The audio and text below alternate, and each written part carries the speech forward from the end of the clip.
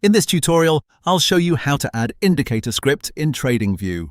By the end, you'll be able to open the indicators panel, find community-created scripts, and add the one you want directly to your TradingView chart, so it starts plotting immediately. First, on your chart, move to the top toolbar and click Indicators, the magnifying glass icon. This opens the Indicators, Metrics and Strategies window over your chart. If the window covers part of the chart, that's normal. You can still see enough to confirm changes as you go. Next, go to the Community Scripts section to browse or use the search bar for specific names. If you want to explore, select Community Scripts and scroll through the list. You'll see script titles, brief descriptions, and the author's name.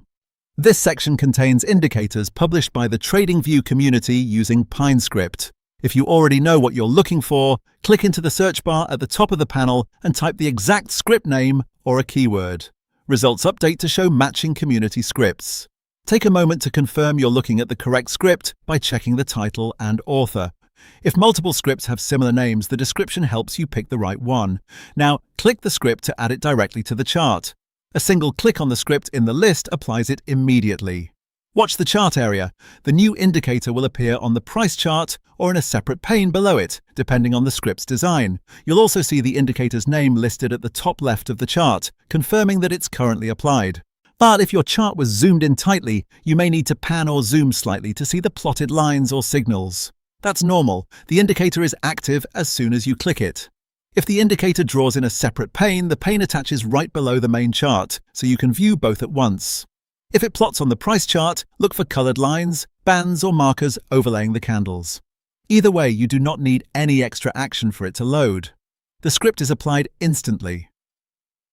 If you click the wrong script by mistake, don't worry. You can simply remove it from the chart using the small X next to its name in the chart header, then click a different script from the list to apply that one instead. This doesn't change your chart settings or your data. It only adds or removes the indicator display.